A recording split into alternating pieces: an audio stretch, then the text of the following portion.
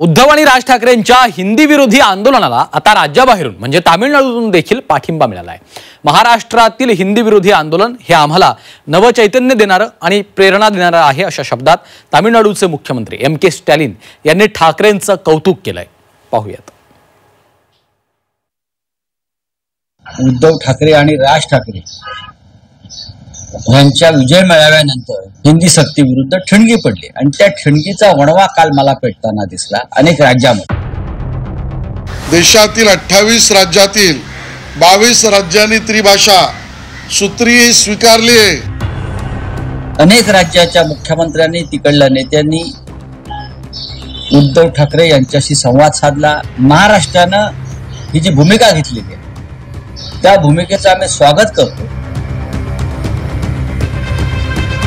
ठाकरे बंधूंच्या हिंदी विरोधातल्या आक्रमक भूमिकेला तामिळनाडूचे मुख्यमंत्री MK स्टॅलिन यांनी पाठिंबा दिलाय। महाराष्ट्रात पहिलीपासून हिंदी शिकवण्याविरोधात ठाकरे बंधूंनी कडाडून विरोध केला होता। दरम्यान यानंतर राज्य सरकारनं एक पाऊल मागे घेतलं।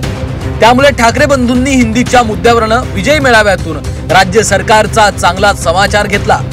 हिंदीवरून राज ठाकरेंनी उपस्थित केलेल्या सवालानंतर MK स्टॅलिन यांनी ठाकरेंचं कौतुक केलंय। हिंदी लादण्याचा विरोध करण्यासाठी द्रविड मुन्नेत्र कळघम आणि तामिळनाडूच्या लोकांनी पिढ्यानपिढ्या चालवलेला भाषा हक्कांचा संघर्ष आता राज्यांच्या सीमा ओलांडून महाराष्ट्रात निषेधाच्या वादळासारखा जोर धरू लागलाय। हिंदी लादण्याविरुद्ध राज आणि उद्धव ठाकरे यांच्या नेतृत्वाखाली झालेल्या विजयी रॅलीतील उत्साह आणि प्रभावी वक्तृत्व आपल्याला प्रचंड उत्साहानं भारून टाकते। मला चांगलंच माहिती आहे की हिंदी आणि संस्कृतच्या पूर्ण वेळ प्रचाराला प्राधान्य देणाऱ्या केंद्र सरकारकडे राज ठाकरेंनी उपस्थित केलेल्या प्रश्नांची उत्तरं नाही आहेत। उत्तर प्रदेश आणि राजस्थानात कोणती तिसरी भाषा शिकवली जाते? हिंदी भाषिक राज्य मागे आहे। तुम्ही प्रगतिशील बिगर हिंदी भाषिक राज्यांच्या लोकांवर हिंदी का लादत आहात असे सवाल MK स्टॅलिन यांनी उपस्थित केले। ठाकरे बंधूंच्या हिंदी विरोधातल्या लढाईनंतर अनेकांनी उद्धव ठाकरेंना फोन केल्याचं संजय राऊतांनी म्हटलंय। विजय मेळाव्यानंतर संपूर्ण देशात एक वेगळं वातावरण तयार झाल्याचा दावा राऊतांनी केलाय। दक्षिणेतल्या अनेक राज्यांनी ठाकरेंचं स्वागत केल्याचं संजय राऊतांनी सांगितलंय। MK स्टॅलिन यांनी कालच्या उद्धव ठाकरे आणि राज ठाकरे यांच्या विजय मेळाव्यानंतर अख्ख्या देशात एक वातावरण निर्माण झालं की या महाराष्ट्रामध्ये ठिणगी पडली, हिंदी सक्ती विरुद्ध ठिणगी पडली आणि त्या ठिणगीचा वणवा काल मला पेटताना दिसला अनेक राज्यांमध्ये। अनेक राज्याच्या मुख्यमंत्र्यांनी तिकडल्या नेत्यांनी उद्धव ठाकरे यांच्याशी संवाद साधला। अनेक माध्यमातून त्यांचं अभिनंदन केलं की महाराष्ट्रानं ही जी भूमिका घेतलेली आहे त्या भूमिकेचं आम्ही स्वागत करतो। MK स्टॅलिन यांच्या सोशल मीडियावरील पोस्टवर आशिष शेलारांनी देखील प्रतिक्रिया दिली आहे। देशातील 28 राज्यांपैकी 22 राज्यांनी त्रिभाषा सूत्र स्वीकारल्याचं शेलार यांनी म्हटलंय।